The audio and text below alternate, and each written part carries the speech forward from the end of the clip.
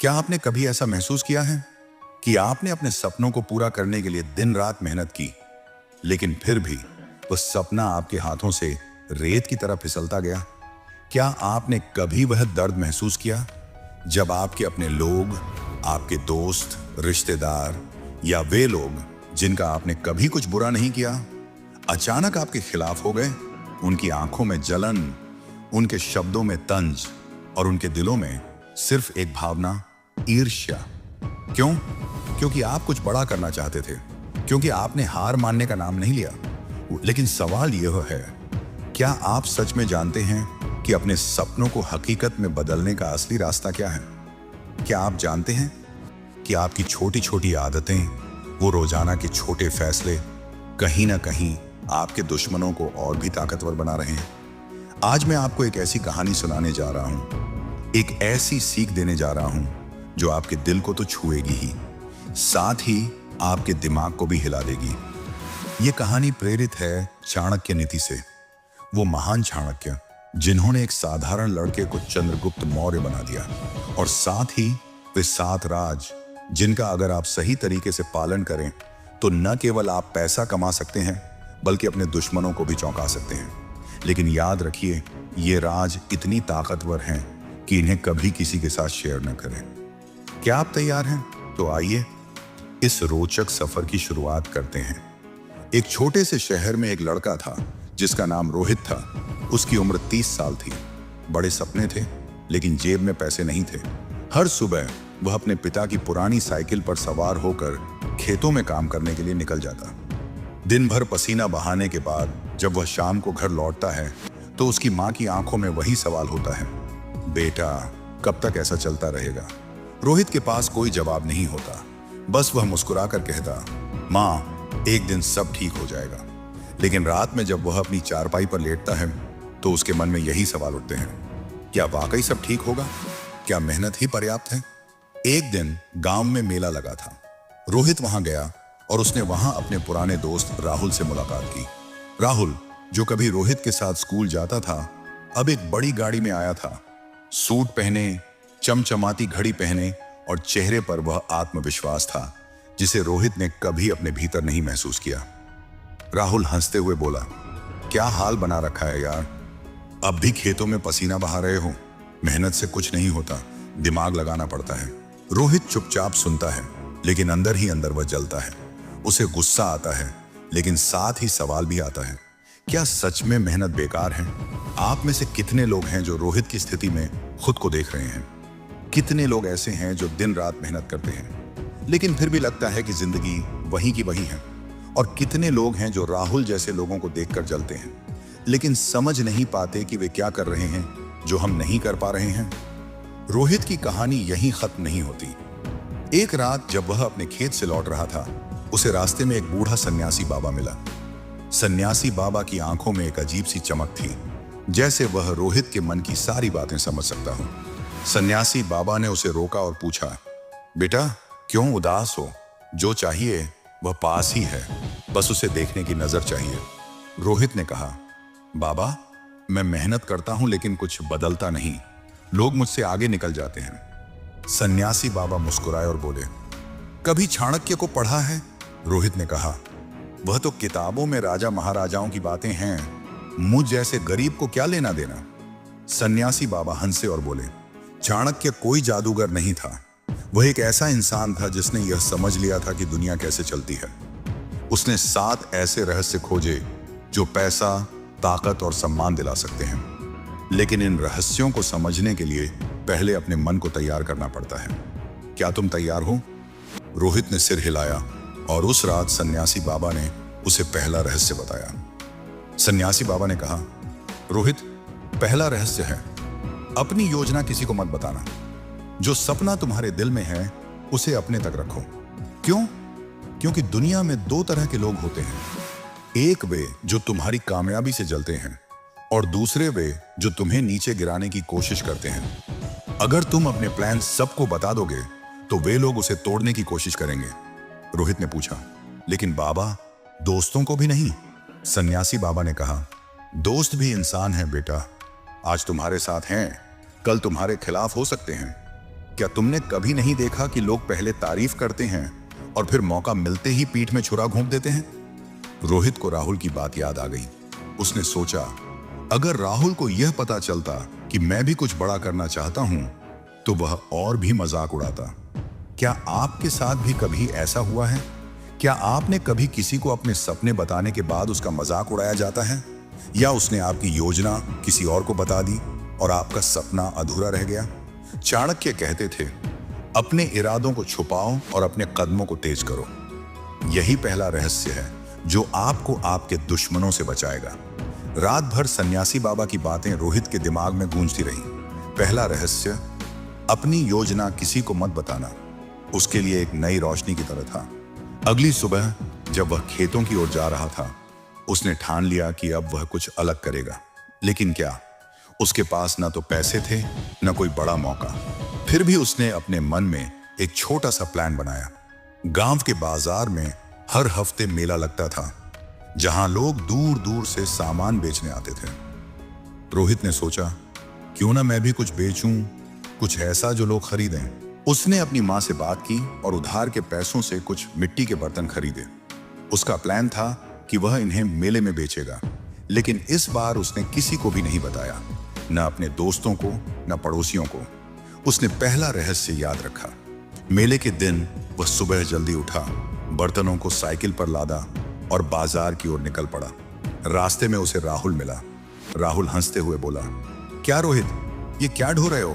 बर्तन बेचने तो नहीं जा रहे?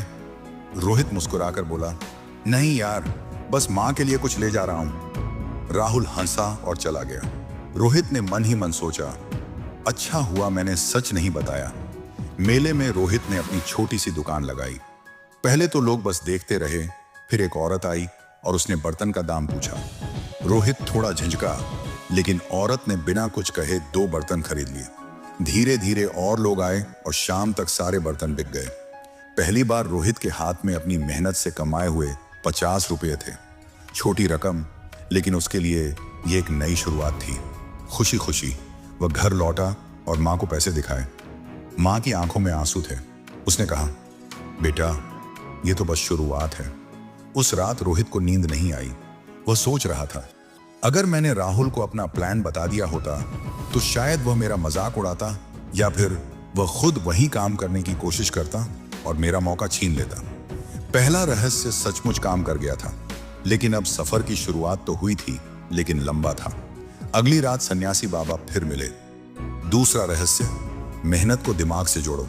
सन्यासी बाबा ने रोहित को देखकर मुस्कुराया और कहा, बेटा, देखा, पहला रहस्य काम कर गया, लेकिन अब दूसरा रहस्य समझो। मेहनत करो, लेकिन उसे दिमाग से जोड़ो। जो लोग सिर्फ पसीना बहाते हैं, वे मजदूर बनकर रह जाते हैं। दिमाग लगाते हैं, वह मालिक बनते हैं। रोहित ने कहा, बाबा, मैं तो मेहनत करता हूँ, खेत में काम करता हूँ, अब बर्तन बेचे, लेकिन यह तो छोटी बातें हैं, बड़ा कैसे करूं? सन्यासी बाबा ने कहा, सुनो, मेहनत वही कीजिए जो आपको आगे ले जाए। तुमने बर्तन बेचे, अच्छा किया, लेकिन अब सोचो, क्या हर बार बर्तन खरीदकर बेचना ही काफी है? क्यों ना कुछ ऐसा करो जो बार बार मेहनत ना मांगे, बल्कि एक बार की मेहनत से लंबे वक्त तक फायदा दे। रोहित ने पूछा, वो कैसे बाबा? सन्यासी बाबा बोले, गांव में देखो लोग क्या चाहते हैं, उनकी जरूरत को समझो, फिर उस जरूरत को पूरा करने का तरीका ढूंढो। मेहनत को दिमाग से जोड़ने का मतलब है सही समय पर सही काम करना। रोहित ने उस रात सोचा। उसे याद आया कि गांव में लोग अक्सर शिकायत करते थे कि बाजार से अच्छी सब्जियां नहीं मिलती, जो मिलती हैं वो या तो महंगी होती हैं या खराब। रोहित ने सोचा, क्यों ना मैं अपने खेत में सब्जियां उगाऊं और उन्हें मेले में बेचूं। यह विचार उसके लिए नया था, लेकिन उसे डर भी था, अगर फसल खराब हो गई तो, अगर लोग ना खरीदें तो। फिर उसे सन्यासी बाबा की बात याद आई, मेहनत को दिमाग से जोड़ो। उसने फैसला किया कि वह कोशिश करेगा। अगले दिन रोहित ने अपने खेत में काम शुरू किया। उसने अपने पिता से कुछ बीज मांगे और एक छोटे से हिस्से में सब्जियां बो दी। दिन रात मेहनत की, पानी देना, खाद डालना, कीड़े हटाना, सब कुछ उसने अकेले किया। लेकिन कुछ दिनों बाद तेज बारिश हुई। रोहित का खेत पानी से भर गया। जो थोड़ी बहुत फसल उग रही थी वह बर्बाद हो गई। रोहित खेत के किनारे बैठकर रोने लगा। उसे लगा शायद मैं कुछ बड़ा करने लायक ही नहीं हूं। शायद राहुल सही था। उसी वक्त उसकी मां आई। उसने रोहित को गले लगाया और कहा, बेटा हार मत मानो। जो लोग बड़े बनते हैं वो बार बार गिरते हैं, लेकिन वो उठते भी हैं। मां की बात सुनकर रोहित के मन में फिर से हिम्मत आई। उसने सोचा शायद यह मेरा इम्तिहान है। उसने दोबारा कोशिश करने का फैसला किया। इस बार उसने दिमाग लगाया। उसने गांव के एक बूढ़े किसान से सलाह ली और जाना कि बारिश से बचने के लिए खेत में नालियां कैसे बनानी चाहिए। उसने फिर से बीज बोए, लेकिन इस बार उसने सावधानी बरती। कुछ हफ्तों बाद फसल तैयार हुई। हरी भरी सब्जियां, टमाटर, भिंडी, पालक। रोहित ने उन्हें मेले में बेचा। इस बार उसे 200 रुपए मिले। लोग उसकी तारीफ करने लगे।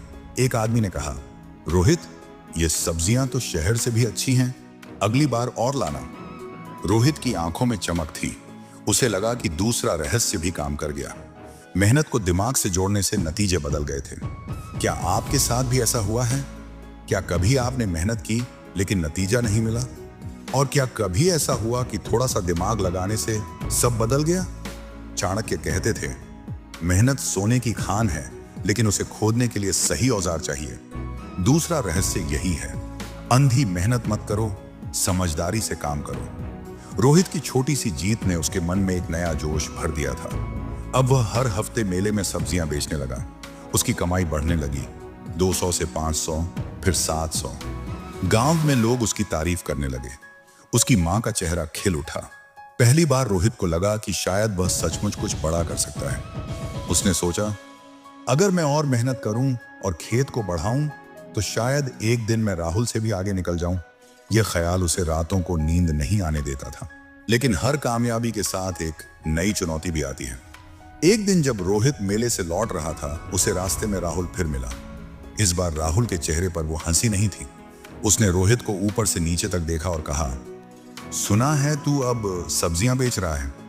ठीक है, छोटा मोटा काम कर ले, लेकिन ये मत सोचना कि तू मुझसे आगे निकल जाएगा। रोहित ने कुछ नहीं कहा, बस मुस्कुराया और चला गया। लेकिन राहुल की बात उसके मन में चुभ गई। उसे लगा कि शायद राहुल उससे जल रहा है। उसी रात सन्यासी बाबा फिर मिले। सन्यासी बाबा ने उसकी आंखों में चमक देखी और कहा, बेटा कामयाबी की शुरुआत अच्छी है, लेकिन अब तीसरा रहस्य सीखने का वक्त है। रोहित ने उत्साह से कहा, बताइए बाबा, मैं तैयार हूं। सन्यासी बाबा ने कहा, तीसरा रहस्य है, समय को अपना हथियार बनाओ। जो लोग समय की कीमत नहीं समझते वो जिंदगी भर पछताते हैं, और जो इसे समझ लेते हैं वो दुनिया जीत लेते हैं। रोहित ने पूछा, बाबा समय तो सबके पास है, फिर इसमें खास क्या है? सन्यासी बाबा मुस्कुराया और बोला, समय सबके पास बराबर है, लेकिन उसे इस्तेमाल करने का तरीका अलग अलग होता है। तुम क्या सोचते हो कि राहुल तुमसे आगे कैसे निकल गया? रोहित ने कहा, शायद उसके पास पैसा था, मौके थे। सन्यासी बाबा ने सिर हिलाया और बोला, नहीं बेटा, उसने समय का सही इस्तेमाल किया। जब तुम खेतों में पसीना बहा रहे थे, वो बाजार में लोगों से मिल रहा था, रास्ते बना रहा था। मेहनत जरूरी है, लेकिन सही वक्त पर सही काम करना उससे भी जरूरी है। सन्यासी बाबा ने आगे कहा, अब तुम्हें सोचना है, अपने काम को बड़ा करने का सही समय कब है। अगर तुमने मौके को पहचाना तो कोई तुम्हें रोक नहीं सकता, और अगर चूक गए तो सालों की मेहनत बेकार हो जाएगी। रोहित ने सोचना शुरू किया। उसे याद आया कि गांव में लोग अक्सर सर्दियों में सब्जियों की कमी की शिकायत करते थे। गर्मियों में तो खेतों में कुछ न कुछ उग जाता था, लेकिन सर्दियों में ज्यादातर लोग बाजार पर निर्भर रहते थे। रोहित ने सोचा, अगर मैं सर्दियों के लिए अभी से तैयारी करूं तो शायद मैं कुछ बड़ा कर सकूं। उसने सन्यासी बाबा से पूछा, बाबा अगर मैं सर्दियों में सब्जियां उगाऊं तो क्या यह सही समय होगा? सन्यासी बाबा ने कहा, बेटा समय को देखो, समझो और फिर उसका फायदा उठाओ। यही चाणक्य की नीति है। रोहित ने फैसला किया कि वह सर्दियों के लिए अभी से तैयारी करेगा। अगले दिन से रोहित ने अपनी योजना पर काम शुरू कर दिया। उसने अपने खेत का एक हिस्सा चुना और सर्दियों में उगने वाली फसलों, गाजर, मूली, गोभी के बीज खरीदे। लेकिन इसके लिए उसे और पैसे चाहिए थे। उसने अपनी मां से बात की। मां ने कहा, बेटा हमारे पास जो थोड़ा बहुत गहना है उसे बेच दो, मुझे बस तुझ पर भरोसा है। रोहित की आंखें नम हो गईं। उसने मां के हाथों को चूमा और कहा, मां, मैं तुम्हें कभी निराश नहीं करूंगा। रोहित ने गहने बेचे और सारा पैसा खेत में लगाने की तैयारी शुरू कर दी। दिन रात मेहनत की, लेकिन इस बार उसने तीसरे रहस्य को याद रखा, सही समय का इंतजार।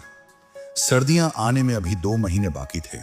उसने सोचा, अगर मैं अभी से तैयारी करूं तो जब सर्दियां आएंगी मेरी फसल तैयार होगी।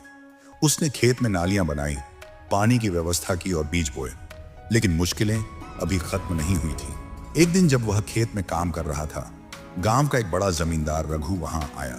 रघु ने रोहित को देखा और कहा, सुना है तू अब बड़ा आदमी बनने की सोच रहा है। ये खेत देख कितना छोटा है, मेरे पास 100 बीघा जमीन है, तू क्या कर लेगा? रोहित ने चुपचाप सिर झुकाया और कहा, मैं बस कोशिश कर रहा हूं साहब। रघु हंसा और बोला, देखते हैं तेरा ये सपना कब टूटता है। रघु के जाने के बाद रोहित अकेला खेत में बैठ गया। उसे अपने ऊपर शक होने लगा, क्या मैं सचमुच कुछ कर पाऊंगा? क्या आपने कभी समय का इंतजार किया है? क्या कभी ऐसा हुआ कि आपने सही वक्त का फायदा उठाया और सब बदल गया? चाणक्य कहते थे, समय सबसे बड़ा शिक्षक है, लेकिन यह अपने शिष्यों को मारकर सिखाता है। तीसरा रहस्य यही है, समय को जानो, उसका इंतजार करो और उसे अपना हथियार बना लो। समय बीतता चला गया। रोहित की मेहनत ने अब रंग दिखाना शुरू कर दिया था। सर्दियों के आने तक उसके खेत में ताजा हरी भरी सब्जियों की भरमार थी। जब वह इन सब्जियों को लेकर मेले में पहुंचा तो वहां लोगों की भीड़ लग गई। गोभी, मूली, गाजर, हर चीज इतनी ताजी और किफायती थी कि लोग उसकी तारीफ करते नहीं थक रहे थे।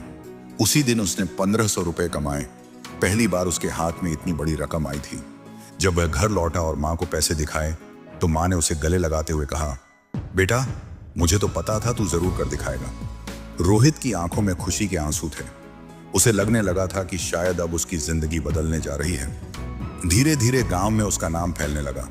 लोग कहने लगे, देखो, रोहित ने तो कमाल कर दिखाया। जो पहले दूसरों के खेतों में मजदूरी करता था, अब खुद का काम जमाने लगा था।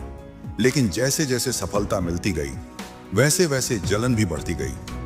राहुल के लिए यह बात पचाना मुश्किल था। एक दिन वह अपने दोस्तों के साथ रोहित के खेत तक आ पहुंचा। उसने हंसी में कहा, अरे रोहित, तू तो अब बड़ा साहूकार बन गया है। लगता है अब हम जैसे गरीबों से बात करने का वक्त नहीं होगा तुझे। रोहित ने मुस्कुराकर बात टाल दी, लेकिन राहुल की बातों के पीछे का तंज उसे परेशान कर गया। उसी रात सन्यासी बाबा फिर मिले।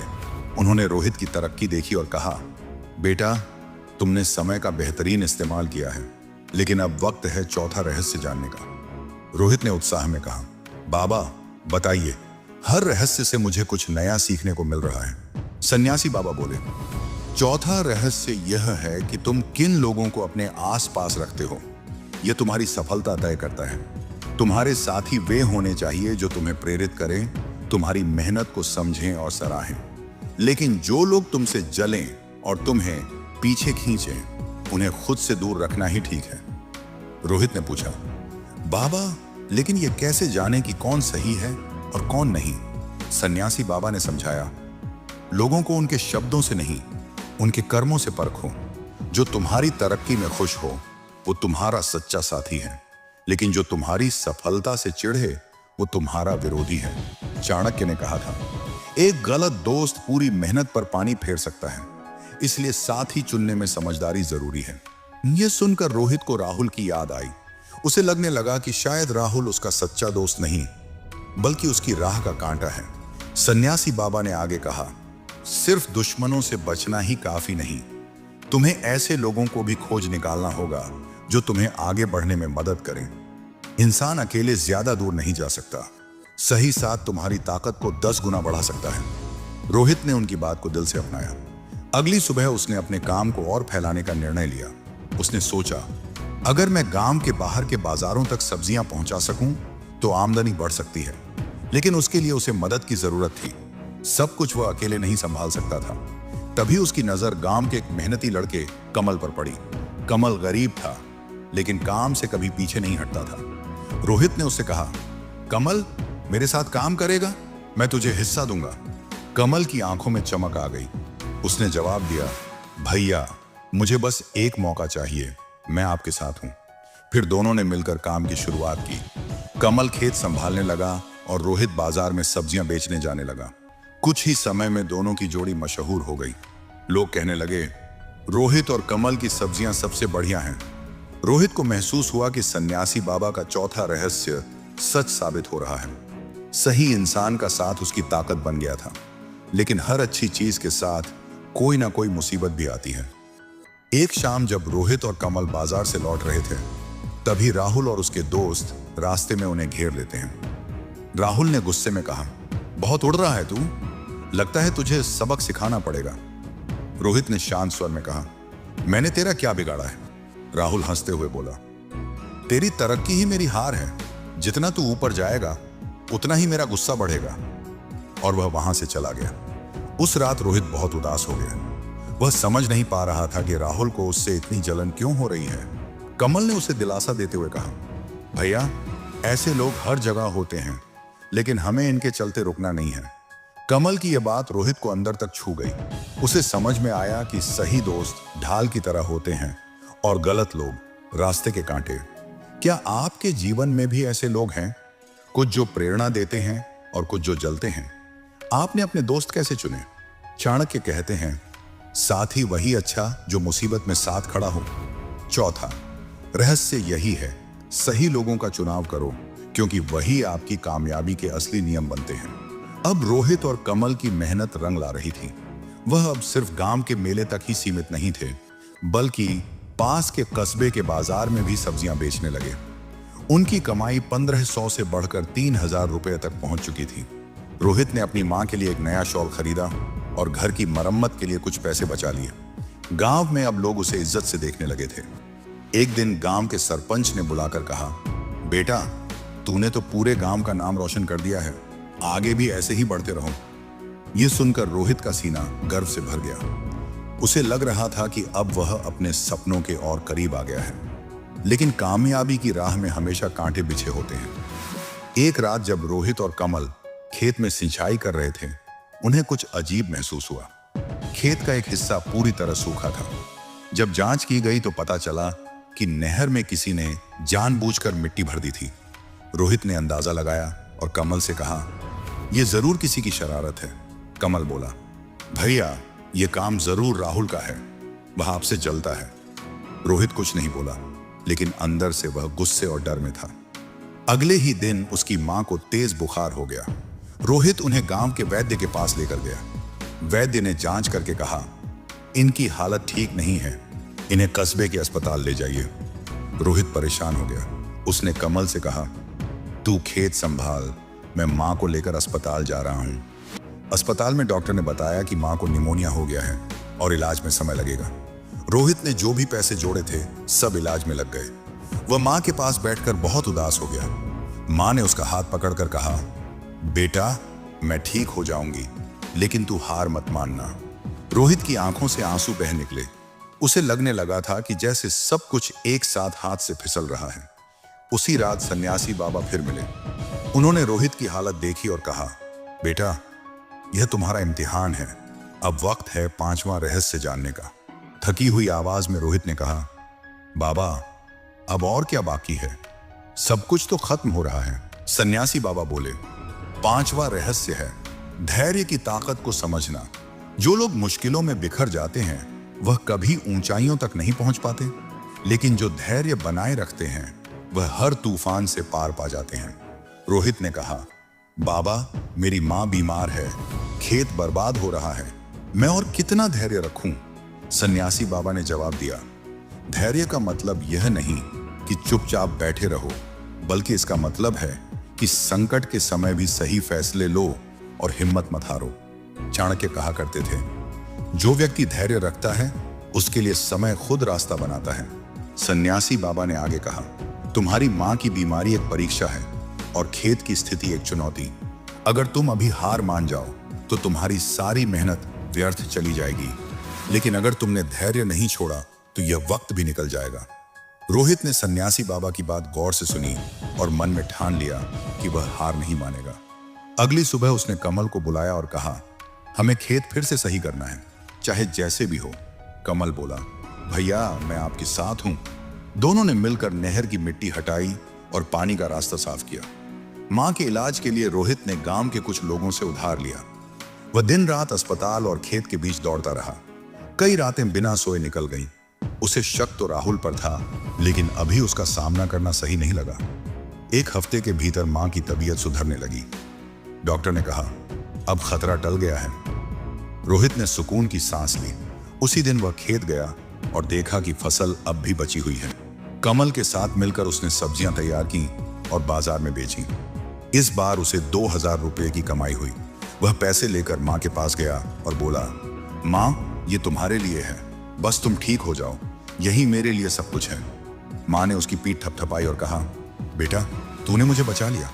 उस रात रोहित ने सोचा, अगर उसने धैर्य नहीं रखा होता तो शायद वह सब कुछ खो देता। मां की बीमारी और खेत की परेशानी दोनों ही उसे तोड़ सकते थे, मगर उसके धैर्य ने उसे संभाला। उसे सन्यासी बाबा की वो बात याद आई, समय खुद रास्ता बना देता है। क्या आपने कभी ऐसी स्थिति में धैर्य रखा है जब सब कुछ खत्म सा लग रहा था? क्या तब आपने हार मानने की बजाय हिम्मत दिखाई और फिर सब ठीक हो गया? चाणक्य कहते थे, धैर्य वो चाबी है जो हर ताले को खोल देती है। यही है 5वां रहस्य। संकट के समय धैर्य को थामे रखना, क्योंकि वही आपकी सबसे बड़ी ताकत है। मां की तबीयत में सुधार और बाजार में हुई सफलता ने रोहित को नई ऊर्जा दी। अब वह और भी आत्मविश्वास से भर गया था। उसने और कमल ने मिलकर खेत को और बड़ा करने का निर्णय लिया। गांव के कुछ और लोगों को काम पर रखा और सब्जियों की किस्में बढ़ा दी। अब वे केवल सब्जियां ही नहीं, बल्कि अनाज और फल भी उगाने लगे। रोहित का नाम अब गांव के बाहर भी फैलने लगा। लोग दूर दराज से उसकी फसल खरीदने आने लगे। लेकिन जहां सफलता होती है, वहीं ईर्ष्या भी जन्म लेती है। राहुल, जो पहले से ही रोहित की तरक्की से जल रहा था, अब और अधिक परेशान हो गया। उसने तय कर लिया कि वह रोहित को सबक सिखाएगा। एक दिन जब रोहित बाजार में सब्जियां बेच रहा था, उसे पता चला कि कुछ पुराने ग्राहक अब उससे खरीदारी नहीं कर रहे। हैरानी से उसने एक ग्राहक से पूछा, भैया, इस बार मेरी दुकान से कुछ नहीं लिया? ग्राहक ने जवाब दिया, सुनने में आया है कि तुम्हारी सब्जियों में कीड़े हैं। लोग कह रहे हैं तुम घटिया माल बेचते हो। रोहित चौंक गया और बोला, यह झूठ है, मेरी फसल सबसे अच्छी है। लेकिन ग्राहक ने कंधे उचका दिए और वहां से चला गया। रोहित समझ नहीं पा रहा था कि यह अफवाहें फैला कौन रहा है। तभी कमल दौड़ता हुआ आया और बोला, भैया, पता चला है राहुल और उसके दोस्त गांव में ये बातें फैला रहे हैं। वे आपका नाम खराब कर रहे हैं। गुस्से से रोहित का चेहरा लाल हो गया। उसने कहा, मैंने कभी किसी का बुरा नहीं किया। कमल बोला, अब क्या करें भैया? रोहित ने कहा, मैं राहुल से जाकर बात करूंगा। लेकिन कमल ने मना किया, नहीं भैया, वो तो आपसे और भी जलता है, आपकी बात नहीं सुनेगा। उसी रात रोहित चिंता में खेत में बैठा था। तभी सन्यासी बाबा वहां आ पहुंचे। उन्होंने रोहित के चेहरे की परेशानी देखी और कहा, बेटा, अब वक्त आ गया है छठा रहस्य जानने का। रोहित ने थकी आवाज में कहा, बाबा, अब मेरे दुश्मन मुझे मिटाने की ठान चुके हैं, मैं क्या करूं? सन्यासी बाबा ने कहा, छठा रहस्य यह है कि अपने दुश्मनों को समझो। यह जरूरी है कि तुम जानो जो लोग तुमसे जलते हैं उनके मन में क्या चल रहा है। यदि तुम अपने दुश्मन की कमजोरी और सोच को समझ पाओ तो तुम उसे हराने में सफल हो सकते हो। रोहित ने पूछा, बाबा, लेकिन राहुल तो मुझे सिर्फ नफरत करता है, उसकी सोच कैसी हो सकती है? सन्यासी बाबा ने कहा, दुश्मन की सोच को समझने के लिए तुम्हें उसके जैसा सोचना होगा। राहुल तुमसे जलता है क्योंकि वह तुम्हारी सफलता को अपना अपमान मानता है। वह चाहता है कि तुम असफल हो जाओ ताकि वह खुद को बेहतर साबित कर सके। लेकिन उसकी यह जलन ही उसकी कमजोरी है और तुम्हें इस कमजोरी का फायदा उठाना होगा। रोहित ने पूछा, लेकिन बाबा कैसे? सन्यासी बाबा ने उत्तर दिया, चाणक्य कहते थे, दुश्मन को हराने के लिए सबसे पहले उसे समझो। तुम्हें पता लगाना होगा कि राहुल क्या चाहता है, उसकी योजना क्या है, फिर तुम उसके खिलाफ रणनीति बना सकोगे। लेकिन याद रखो, गुस्से में कोई फैसला मत करना, शांति से सोचो और फिर कदम उठाओ। रोहित ने ध्यान से सुना और मन में एक योजना बनाने की सोची। अगले दिन उसने कमल को बुलाया और कहा, हमें राहुल की साजिश का जवाब देना होगा, लेकिन समझदारी से। कमल ने पूछा, क्या करें भैया? रोहित ने कहा, सबसे पहले तो हमें यह पता लगाना होगा कि वह आगे क्या करने वाला है। शायद वह मेरी फसल को नुकसान पहुंचाने की कोशिश करे। हमें खेत की सुरक्षा करनी होगी। इसके बाद उसने गांव के कुछ भरोसेमंद लोगों को खेत की रखवाली के लिए नियुक्त किया। फिर रोहित ने गांव के सरपंच से मुलाकात की और अपनी समस्या बताई। सरपंच ने कहा, बेटा, मैं तुम्हारे साथ हूं। अगर राहुल ने कुछ गलत किया तो मैं उससे खुद बात करूंगा। रोहित को थोड़ी राहत मिली। फिर उसने बाजार में अपने ग्राहकों से मिलकर राहुल की अफवाहों का खंडन किया और कहा, आप खुद देख सकते हैं, मेरी फसल सबसे अच्छी है। अगर किसी को शक हो तो वह मेरे खेत पर आकर देख सकता है। कुछ ग्राहकों ने उसकी बात मानी और उसकी ईमानदारी पर भरोसा किया, लेकिन राहुल रुका नहीं। एक रात जब रोहित और कमल खेत में नहीं थे, राहुल और उसके दोस्तों ने खेत में आग लगाने की कोशिश की, लेकिन रोहित ने पहले से ही सुरक्षा का इंतजाम किया था। गांव के लोगों ने राहुल को पकड़ लिया और सरपंच के पास ले गए। सरपंच ने राहुल को डांटा और कहा, तुम्हें शर्म आनी चाहिए। रोहित ने कभी तुम्हारा बुरा नहीं किया और तुम उसकी मेहनत को बर्बाद करने पर तुले हो। राहुल को शर्मिंदा होकर माफी मांगनी पड़ी और उसने वादा किया कि वह फिर कभी ऐसी हरकत नहीं करेगा। रोहित ने राहुल को माफ कर दिया, लेकिन उसने मन में सोचा, मैंने अपने दुश्मन को समझा और उसकी साजिश को नाकाम कर दिया। उसी रात सन्यासी बाबा ने फिर से आकर कहा, बेटा, तुमने छठा रहस्य सीख लिया। अब तुम्हें कोई नहीं हरा सकता। क्या आपने कभी अपने दुश्मनों को समझने की कोशिश की है? क्या कभी ऐसा हुआ कि आपने उनकी सोच को पढ़कर उनकी साजिश को नाकाम किया? चाणक्य कहते थे, दुश्मन को जानना उसे हराने का पहला कदम है। छठा रहस्य यही है, अपने दुश्मनों को समझो ताकि तुम हमेशा उनसे एक कदम आगे रहो। रोहित की परीक्षा और राहुल की साजिश को नाकाम करने के बाद रोहित का आत्मविश्वास नई ऊंचाई पर था। अब उसने और कमल ने मिलकर अपने काम को और भी बढ़ा लिया। अब वह सिर्फ सब्जियां ही नहीं, बल्कि अनाज और फल भी बेचने लगे। गांव से बाहर के व्यापारी भी उनके पास आने लगे। रोहित ने अपनी कमाई से मां के लिए एक छोटा सा घर बनवाया। मां की तबीयत अब पूरी तरह ठीक हो चुकी थी और वह हर दिन रोहित के लिए दुआ करती थी। गांव में लोग कहते, रोहित ने तो कमाल कर दिया। एक गरीब लड़का अब सबका सहारा बन गया। लेकिन जिंदगी का आखिरी इम्तिहान अभी बाकी था। एक दिन कस्बे का एक बड़ा व्यापारी हरीलाल रोहित के पास आया और कहा, रोहित, मैं तुम्हारी मेहनत से बहुत प्रभावित हूं। मेरे साथ साझेदारी करो। हम मिलकर शहर में एक बड़ा कारोबार शुरू करेंगे। तुम अपनी फसल मुझे दो, मैं उसे 2 गुने दाम पर बेचूंगा। यह प्रस्ताव सुनकर रोहित बहुत खुश हुआ। उसने सोचा, यह मेरे सपनों को पूरा करने का मौका है। उसने हरीलाल से हाथ मिला लिया और साझेदारी शुरू की। रोहित ने अपनी सारी फसल हरीलाल को दे दी। पहले महीने सब ठीक रहा और हरीलाल ने उसे अच्छा मुनाफा दिया, लेकिन दूसरे महीने हरीलाल गायब हो गया। रोहित को पता चला कि हरीलाल ने सारी फसल बेच दी और सारा पैसा लेकर भाग गया। अब रोहित के पास कुछ नहीं बचा, ना फसल ना पैसा। वह खेत में बैठकर रोने लगा। उसे लगा कि उसकी सारी मेहनत और सपने मिट्टी में मिल गए।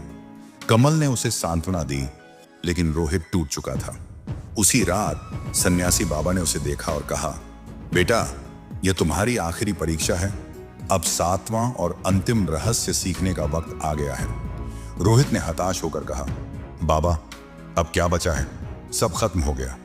सन्यासी बाबा ने कहा, 7वां रहस्य है, अपने लक्ष्य पर अडिग रहो। जो लोग मुश्किलों में डगमगा जाते हैं वह कभी अपनी मंजिल तक नहीं पहुंचते, लेकिन जो लोग हर हाल में अपने सपनों को थामे रहते हैं वह दुनिया को बदल देते हैं। रोहित ने कहा, बाबा, मेरा सब कुछ चला गया, अब मैं क्या करूं? बाबा ने कहा, सब कुछ खत्म नहीं हुआ बेटा। तुम्हारा हौसला, तुम्हारी मेहनत, तुम्हारा अनुभव, ये सब अभी भी तुम्हारे पास है। हार तब होती है जब तुम मन से हार मान लेते हो।